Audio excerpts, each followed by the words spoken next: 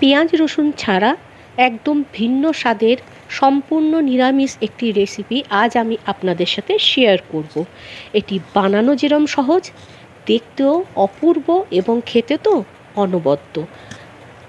নমস্কার বন্ধুরা, আমি তন্দ্রা। আমার চ্যানেল মাই কুকিং কর্নারে আপনাদের স্বাগত জানাই।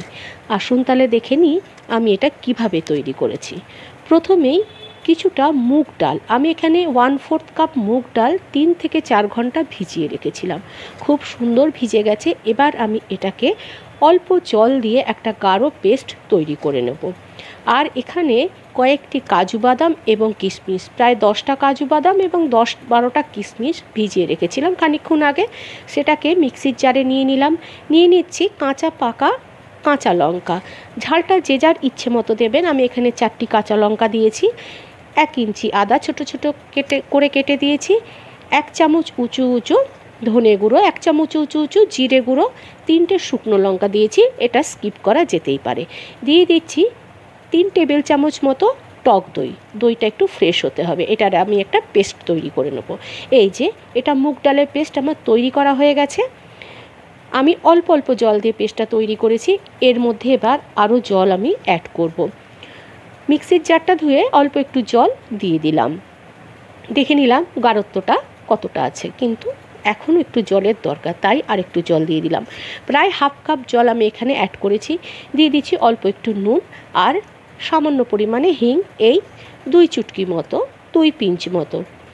এটাকে কিন্তু আমি ফেটাবো না, হালকা হাতে এটা মেশাবো, সব কিছু একসাথে মিশিয়ে নেব। খুব গাঢ় হবে না আর খুব বেশি পাতলাও হবে না। এই ব্যাটারটা ঠিক এরকম হবে কনসিস্টেন্সিটা। এবার আমি এটাকে সাইডে সরিয়ে রাখছি। এরপর গ্যাসের উপর চাপিয়ে দিলাম একটা কড়া, তার মধ্যে দিয়ে দিচ্ছি খানিকটা সর্ষের তেল। আমি একটা পুর তৈরি করব। অল্প একটু কালো জিরে দিয়ে দিলাম ফোড়নের জন্য। তারপর দিয়ে দেবো একটা টমেটো, যেটা আমি ছোট ছোট কুচো করে রেখেছিলাম। দিয়ে দিলাম স্বাদ মতো নুন আর সামান্য পরিমাণে হলুদ।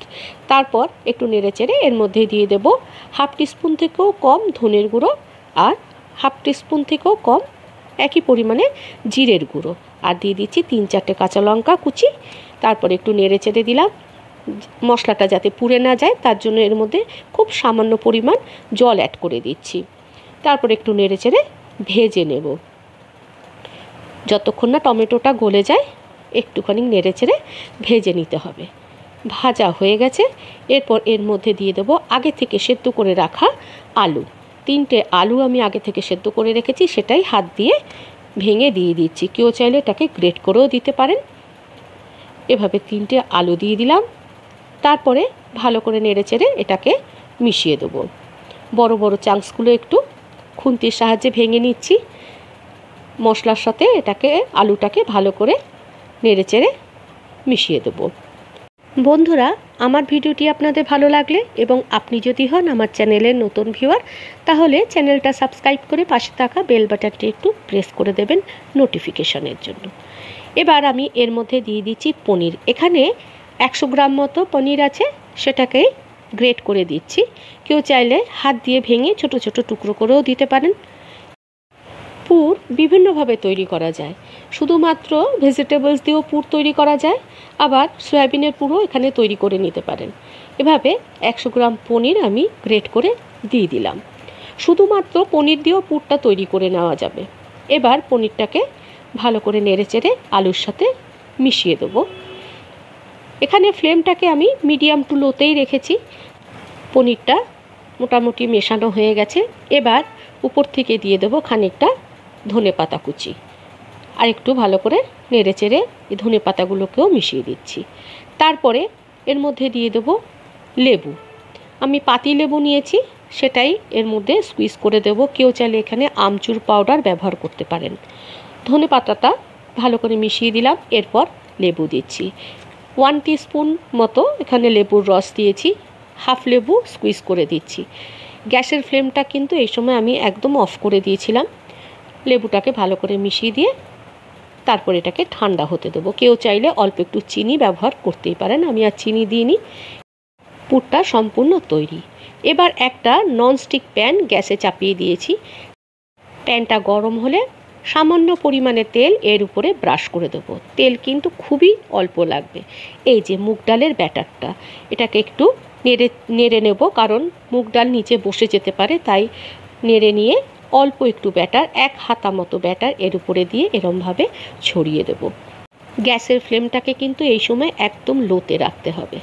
এভাবে ভালো করে ছড়িয়ে দিয়ে একটু ওয়েট করব। উপরটা শুকিয়ে যাবে এবং চারিদিকটা খানিকক্ষণ পর দেখা যাবে যে উঠে গেছে, মানে আপনি থেকে ছেড়ে বেরিয়ে যাবে। তখন একটা স্প্যাটুলা দিয়ে এভাবে চারিদিকটা ছাড়িয়ে একটু উঠিয়ে নিলেই এটা অনায়াসে উঠে চলে আসবে। আমি উল্টো পিঠটা একটু দেখাচ্ছি। এটাকে একটা থালার মধ্যে নিয়ে নিই, তারপরে উল্টো পিঠটা একটু দেখাচ্ছি যে খুব বেশি কিন্তু ভাজা হবে না। খুব বেশি ভাজা হলে কিন্তু এটা মচমচে হয়ে যাবে, তখন কিন্তু ভেঙে যেতে পারে ফোল্ড করার সময়। এই যে দেখুন, এরকম হালকা একটু রং ধরেছে। এইভাবে প্রত্যেকটা আমি তৈরি করে নেব। আবার একটা তৈরি করে দেখাচ্ছি। একইভাবে প্যানে একটুখানি তেল বুলিয়ে নিয়েছি, তারপরে এই যে নেড়ে দিলাম ব্যাটারটা, তারপর অল্প একটু ব্যাটার নিয়ে প্যানের মধ্যে দিয়ে দেবো। প্যানটা একটু বেশি গরম হয়ে গেছিলো, তাই এটাকে তুলে নিয়েছি। যদি বেশি গরম অবস্থায় দেওয়া হয় তাহলে কিন্তু ভালো করে ছড়ানো যাবে না, মুগ ডালটা এক জায়গায় চট করে বসে যাবে। এইভাবে আমি সবগুলো তৈরি করে নেব। এরপরে আমি এটাকে দেখাচ্ছি কিভাবে আমি ফোল্ড করেছি। এই যে পুরটা একদম তৈরি। এই পুরটা দিয়ে কিন্তু পরোটা খেতেও দারুণ লাগে, মানে আলুর পরোটা। দুটো র্যাপার তৈরি হয়েছে, একটা রেখে দিলাম। একটার মধ্যে এবার আমি দেখাচ্ছি কিভাবে এটাকে তৈরি করেছি। খানিকটা আলুর পুর নিয়ে হাতের মধ্যে একটু চ্যাপটা করে চৌকো করে নেব। এইভাবে একটু চৌকো করে নেব। এরপর মাঝখানে রেখে দিলাম, তারপরে দুদিকটা ফোল্ড করে দেব। ভালো করে একটুখানি সেট করে দিলাম। তারপরে এই যে দুটো সাইড একটু ফোল্ড করে দিয়ে আবার দুটো সাইড, উল্টো দিকে দুটো সাইড এভাবে ফোল্ড করব একটা দিয়ে। এই যে মুখটা খোলা রয়েছে সেখানে এই ব্যাটারটা দিয়েই আমি একটুখানি লাগিয়ে দেব। আলাদা কোনো ময়দা গোলার দরকার নেই, এটা দিয়েই হালকা করে লাগিয়ে দিলে খুব সুন্দর লেগে যাবে। এভাবে হাত দিয়ে একটু লাগিয়ে নিচ্ছি, তারপরে ফোল্ড করে দেব। ব্যাস, এভাবে একটু চেপে ধরে ফোল্ড করে দিলাম। খুব সুন্দর একটা পকেট তৈরি হয়ে গেল। আর একটুখানি ভালো করে দিয়ে দিচ্ছি, একটু সিকিউর করে দিলাম যাতে না খুলে যায় ভাজার সময়। এইভাবে আরেকটা আমি করে দেখাচ্ছি। নতুন পুরনো সকল বন্ধুদের কাছে অনুরোধ রইল, রেসিপিটা আপনাদের ভালো লাগলে ভিডিওটি একটু লাইক শেয়ার করে একটা কমেন্ট করতে ভুলবেন না। এভাবে আমার তৈরিরও হয়ে গেল আরেকটি পকেট। একটু খেয়াল রাখতে হবে ভাজার সময় এই র্যাপারগুলো যেন খুব বেশি ভাজা না হয়ে যায়, তাহলে কিন্তু এই মোড়ানোর সময় ভেঙে যেতে পারে। এবার এই যে রাখবো, এটাকে আমি উল্টে রাখবো, মানে যে দিকটা আমি জোড়া দিয়েছি সেই দিকটাকে উল্টে রাখবো, তাহলে খুব সহজেই এটা জোড়া লেগে যাবে। দুটো আমার তৈরি হয়ে গেল। একইভাবে বাদ বাকিগুলো তৈরি করে নিচ্ছি। মোট আমার এখানে 7খানা তৈরি হয়েছে। আমি অল্প করেই তৈরি করেছি, কিন্তু আপনারা যখন করবেন তখন কিন্তু একটু বেশি করে করবেন, কারণ এগুলো যখন তেলে ভাজা হবে বাড়িতে কিন্তু বাচ্চা থাকলে ছাড়বে না, 2-3টে খেয়েই নেবে। এই যে আমার সবগুলো তৈরি হয়ে গেছে। এবার ফ্রাইং প্যানের মধ্যে খানিকটা তেল গরম করে এগুলোকে ভেজে নেব। ভাজার সময় যে দিকটা আমি জোড়া লাগিয়েছিলাম সেই দিকটা তেলের মধ্যে দেব এবং ফ্লেমটাকে আমি মিডিয়ামে রেখেছি। এইভাবে 4টে দিয়ে দিলাম। একটা পিঠ খানিকটা ভাজা হবে, মানে একটু ব্রাউন ব্রাউন হবে, তখন উল্টে দেব। এটা ভাজতে কিন্তু খুব বেশি টাইম লাগে না এবং ভাজার পরে খুব মুচমুচে হয়ে যাবে। এই যে একটা দিক ভাজা হয়ে গেছে, এবার আস্তে করে উল্টে দিচ্ছি। একটু ভাজার পর ফুলেও যায়। এই যে আস্তে করে উল্টে দেব। এইভাবে 2-3 বার উল্টে পাল্টে একদম মুচমুচে করে ভেজে নিয়েছি। এই যে খুব সুন্দর কালার চলে এসছে, গোল্ডেন ব্রাউন হয়ে গেছে। এরপর এগুলোকে তুলে নেব। নিরামিষ দিনে সকলের মনের মতো যদি কিছু রান্না করতে চান তাহলে অবশ্যই এই রেসিপিটা একবার ট্রাই করতে পারেন। সবগুলো তুলে নিচ্ছি। এরপর সেকেন্ড ব্যাচটাও একইভাবে ভেজে নেব। বাকি 3 পিসও তেলের মধ্যে দিয়ে উল্টে পাল্টে ব্রাউন করে ভেজে তুলে নিচ্ছি। সবগুলো ভাজা কমপ্লিট। এই যে দেখুন, দেখতে দারুণ লাগছে, খেতে কিন্তু এমনি এমনিই সবাই খেয়ে ফেলবে, আর ঝোল করার অবসর দেবে না, তাই জন্য একটু বেশি করে করবেন। একটা কড়ার মধ্যে খানিকটা সর্ষের তেল দিয়ে দিলাম। এবার আমি একটা গ্রেভি তৈরি করব। দিয়ে দিলাম খানিকটা সাদা জিরে, 1 টুকরো দারচিনি, 2টো লবঙ্গ, 2টো এলাচ একটু থেতো করে দিয়েছি, মুখটা খুলে দিয়েছি, আর দিয়ে দিলাম 2টো তেজপাতা। সুগন্ধ বেরোলে বেটে রাখা মশলাটা দিয়ে দেব। কাজু বাদাম এবং দই দুটোই দেওয়া আছে, তাই মশলাটা দেওয়ার সাথে সাথে একটু নেড়ে দিতে হবে যাতে নিচে না লেগে যায় এবং দইটা কেটে গিয়ে জল জলে না হয়ে যায়, মানে দইটা কেটে জল না বেরিয়ে যায়। একদম একটুখানি মুগ ডাল গোলা বেঁচে গিয়েছিল, তাই আমি ওটাকে ফেলে না দিয়ে এর মধ্যেই দিয়ে দিলাম। দিয়ে দেবো পরিমাণ মতো নুন এবং পরিমাণ মতো হলুদ, মানে 1/2 চামচ মতো হলুদ আমি এখানে দিয়েছি। তারপরে ভালো করে নেড়েচেড়ে মশলাটাকে কষাতে থাকবো।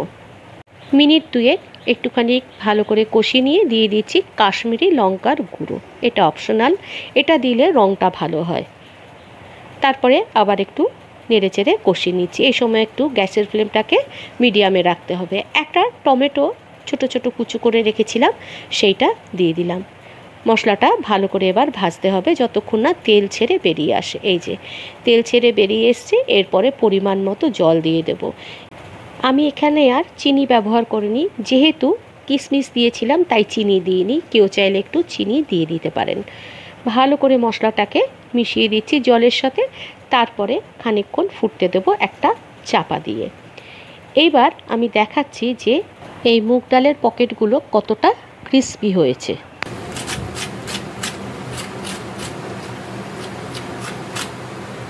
আবার শুনে বুঝতেই পেরেছেন কতটা মুচমুচে হয়েছে। 2-3 মিনিট ফোটার পরে কড়াইয়ের ঢাকনাটা খুলে একটু নেড়ে চেড়ে দিচ্ছি। তারপরে এর মধ্যে দিয়ে দেবো মুগ পকেটগুলো। এগুলো কিন্তু ঝোলে দিলে একদম ভেঙে যাবে না। সবগুলো দিয়ে একটু নেড়ে চেড়ে আবার চাপা দিয়ে একটু ফুটিয়ে নেব। এভাবে একটুখানি নেড়ে চেড়ে দিচ্ছি, তারপরে চাপা দিয়ে আবার 3 থেকে 4 মিনিট ফুটিয়ে নেব যাতে ঝোলের স্বাদ এবং গন্ধ এই মুগ পকেটের মধ্যে ঢুকে যায়। চাপাটা খুলে আবার একটু নেড়ে চেড়ে দিয়ে উপর দিয়ে অল্প একটু ঘি ছড়িয়ে দিচ্ছি। গ্যাসের ফ্লেমটাকে অফ করে দিয়েছি। কেউ চাইলে ঘি না দিয়ে অল্প একটু ধনেপাতা কুচিও দিতে পারেন বা একটু গরম মশলা দিতে পারেন। আমি কিন্তু গরম মশলা আর দিইনি।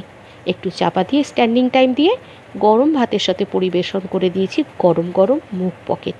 এভাবে একবার করে দেখতে পারেন। নিরামিষ দিনে একটি অনবদ্য রেসিপি, সকলের অবশ্যই ভালো লাগবে। এই যে দেখুন, দেখতে যত সুন্দর হচ্ছে, করতে খুব একটা বেগ পেতে হয় না এবং খেতে কিন্তু অপূর্ব। ভালো থাকবেন, সুস্থ থাকবেন, একটু সাপোর্ট করবেন, একটু পাশে থাকবেন। ধন্যবাদ।